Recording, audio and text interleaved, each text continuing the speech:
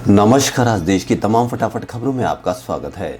आप न्यूज़ के चैनल इसलिए देखते हैं ताकि आपको सूचना मिल सके, और अगर आप सूचना प्राप्त करना चाहते हैं तो आप हमारे चैनल को सब्सक्राइब कर सकते हैं। लेकिन यदि आपको ऐसे चैनल देख रहे हैं जिसमें सिर्फ किसी का अपमान हो रहा हो या आपके मन में किसी के प्रति आपके मन में गंदगी भरने का काम हो रहा हो, और हाँ, आपको बच्चों की फीस से, बच्चों की बढ़ती हुई बेरोजगारी से, बढ़ते हुए पेट्रोल के दामों से और भी ऐसी कई समस्याएं हैं जिनका आपको तकलीफ नहीं हो, जिनकी समस्याओं के बारे में मीडिया चर्चा में नहीं शामिल हो रही है, तो समझ लो कि कुछ न कुछ वो आपके लिए हितकारी नहीं है। इसलिए ऐसे मीडिया चैनलों को देखें जिसमें सिर्फ देश का मान होता हो, देश की बात होती हो, आपकी बात होती हो, तो वो मीडिया चैनल अच्छे हैं।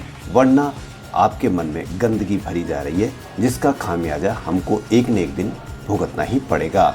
तो बढ़ते हैं खबरों की ओर। कोरोना के दौर में पूरा देश महंगाई की मार से त्रस्त है, लेकिन मध्य प्रदेश में जनता के साथ साथ बीजेपी कार्यकर्ताओं पे भी कुछ अलग तरह से महंगाई की मार पड़ रही है। पहले से महंगाई की मार से जूझ रहे कार्यकर्ताओं को महंगाई के दौर में अब मंत्री के साथ सेल्फी लेना भी महंगा हो गया है। मंत्री उषा ठाकुर के साथ सेल्फी लेने पर अब 100 रुपए लगेंगे। मंत्री उषा ठाकुर का कहना है कि सेल्फी में वक्त बहुत खराब होता है, कई बार हम सेल्फी के कारण लेट हो जाते हैं। संज्ञानात्मक दृष्टि से हमने ये विचार किया कि हमारे मंडल कार्यकारिणी है, जिस मंडल में जो जितनी सेल्फी लेगा वह 100 रुपए का शुल्क कोष अध्यक्ष के पास जमा करेगा। ये राशि संगठन के ही काम आएगी।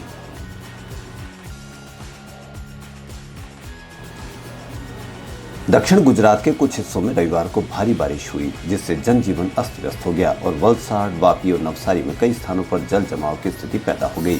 भारतीय मौसम विज्ञान विभाग की ओर से मंगलवार सुबह तक राज्य के विभिन्न हिस्सों में भारी बारिश होने की संभावनाएं जताई गई है। विभाग ने कहा कि दक्षिण गुजरात और आसपास के क्षेत्र में समुद्र तल से 2.1 किलोमीटर ऊपर चक्रवाती दबाव का क्षेत्र बन रहा है। विभाग ने 21 जुलाई तक मछुआरों को समुद्र में न जाने की सलाह दी है।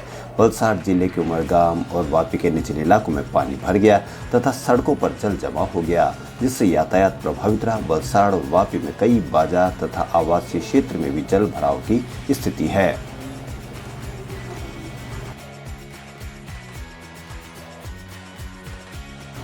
सर्च इंजन गूगल ने देश की पहली महिला चिकित्सक कादम्बिनी गांगुली की 160वीं जयंती पर विशेष ग्राफिक वाला डूडल बनाकर रविवार को उन्हें श्रद्धांजलि दी। डूडल में पृष्ठभूमि में कोलकाता मेडिकल कॉलेज एवं अस्पताल की मुख्य इमारत की तस्वीर के साथ गांगुली का छायाचित्र बनाया गया है। इसे बेंगलुरु के कलाकार ओधिरिजा ने बनाया है। नेताओं और सभी वर्गों के लोगों ने भारत में महिला अधिकारों के पैरोकार के तौर पर गांगुली की प्रशंसा की। आनंद जोशी के साथ गांगुली 1886 में औषधि की पढ़ाई करने और डिग्री हासिल करने वाली औपनिवेशिक भारत की पहली महिला थी। जोशी ने अमेरिका के पेंसिल्वेनिया के वुमेन्स मेडिकल कॉलेज से पढ़ाई की, जबकि गांगुली ने कलकत्ता मेडिकल कॉलेज में पश्चिमी औषधि की पढ़ाई की।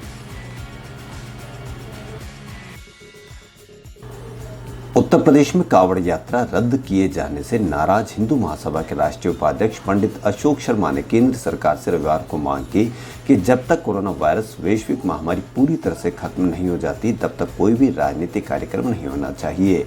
शर्मा ने कहा कि जब तक भारत से वैश्विक महामारी पूरी तरह से खत्म नहीं हो जाती तब तक कोई चुनाव, कोई राजनीतिक बैठक, किसी भी नेता का शपथ ग्रहण समारोह, धरना प्रदर्शन या राजनीतिक फायदे के लिए होने वाले किसी भी कार्यक्रम की अनुमति नहीं दी जानी चाहिए। शर्मा एवं हिंदू महासभा के प्रदेश प्रवक्ता अभिषेक अग्रवाल ने उत्तर प्रदेश में योगी आदित्यनाथ के नेतृत्व वाली सरकार के कांवड़ यात्रा रद्द करने के फैसले पर सवाल उठाया और कहा कि उत्तर प्रदेश सरकार कह रही कि उसने कांवड़ संघों से बातचीत के बाद इस बारे में निर्णय लिया है, लेकिन सरकार जिन कांवड़ संघों की बात कर रही है, हम ऐसे किसी संघ को नहीं जानते हैं।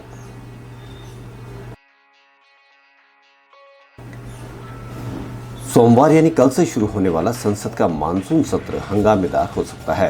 हालांकि मानसून सत्र को लेकर प्रधानमंत्री नरेंद्र मोदी ने सर्वदलीय बैठक की और सदन को सुचारू रूप से चलाने में विपक्ष से सहयोग मांगा। उधर विपक्षी दलों ने भी मानसून सत्र को हंगामेदार बनाने की पुरजोर तैयारी कर ली है। 33 दलों के सदन के नेताओं ने आज सर्वदलीय बैठक में हिस्सा लिया और कुल 40 से ज्यादा नेता इसमें शामिल हुए। लोकसभा में मुख्य विपक्षी कांग्रेस पार्टी के नेता अधीर रंजन चौधरी ने कहा कि उनकी पार्टी के सांसद महंगाई, पेट्रोल डीजल और रसोई गैस के बढ़ते दाम, राफेल डील और कोरोना वायरस संक्रमण पर सरकार की विफलता को सदन में जोर शोर से उठाएंगे। उन्होंने कहा कि यही हमारी सबसे बड़ी अहम मुद्दे हैं।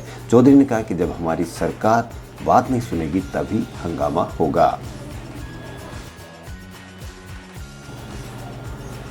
कांग्रेस अध्यक्ष सोनिया गांधी ने संसद के मानसून सत्र से पहले पार्टी के संसदीय समूह का पुनर्गठन किया है। इस फेरबदल में G23 के वैसे नेताओं को भी शामिल किया गया है जिन्होंने पिछले साल एक विस्फोटक चिट्ठी लिखकर पार्टी में कई अहम पदों को खो दिया था। उन G23 के असंतुष्टों में से शशि थरूर और मनीष तिवारी को लोकसभा में 7 सदस्यीय समूह का हिस्सा बनाया गया है। बंगाल कांग्रेस के प्रमुख अधीर रंजन चौधरी लोकसभा में पार्टी के नेता बने रहेंगे, जबकि असम के पूर्व सीएम स्वर्गीय तरुण गोगोई के पुत्र गौरव गोगोई सदन के उपनेता के रूप में अपना पद बरकरार रखेंगे। पार्टी नेताओं के वर्ग ने पहले कहा था कि अधीर रंजन चौधरी को बदला जा सकता है, लेकिन सोनिया गांधी ने उन पर भरोसा बरकरार रखा है कि सुरेश को लोकसभा में मुख्य सचेतक बनाया गया है, जबकि रवनीत सिंह बिट्टू और मणिकम टैगोर को पुनर्गठित 7 सदस्यीय लोकसभा समूह में सचेतक बनाया गया है।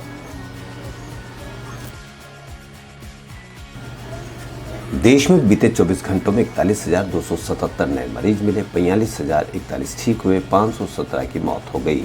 इस तरह से एक्टिव केस यानी इलाज करा रहे मरीजों की संख्या में 1,299 की कमी आई। सबसे ज्यादा चिंता केरल बढ़ा रहा है। यहाँ बीते 5 दिन से एक्टिव केस में उछाल आ रहा है। शनिवार को यहाँ एक ही दिन में 16,148 मरीजों की रिपोर्ट पॉजिटिव आई, 13,197 ठीक हुए और 114 लोगों ने जान गंवाई। इस तरह से एक्टिव केस में 2,837 की बढ़ोतरी दर्ज की गई। यह भी चिंता की बात है कि देश में कोरोना संक्रमण के नए केस पिछले 25 दिनों से लगभग स्थिर है, यानी जितने केस आ रहे हैं उससे कुछ कम या ज़्यादा मरीज ठीक भी हो रहे हैं। 23 जून को 54,309 केस आए थे। इस दिन 69,000 से ज़्यादा मरीज ठीक भी हुए थे। इसके बाद रोजाना मिल रहे मरीजों की संख्या 37 से 45,000 के बीच बनी हुई है। लगभग इतने ही मरीज ठीक भी हो रहे हैं।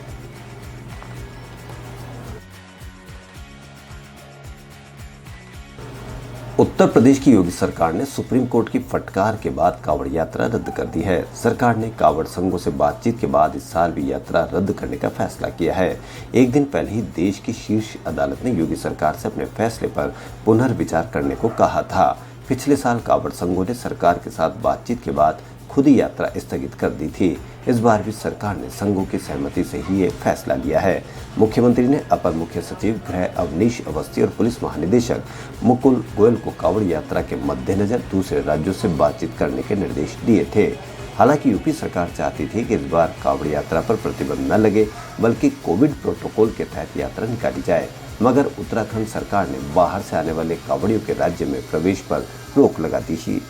खबरों में फिलहाल इतना ही। यदि आपको हमारा चैनल पसंद आए तो लाइक, सब्सक्राइब और शेयर अवश्य करें। धन्यवाद।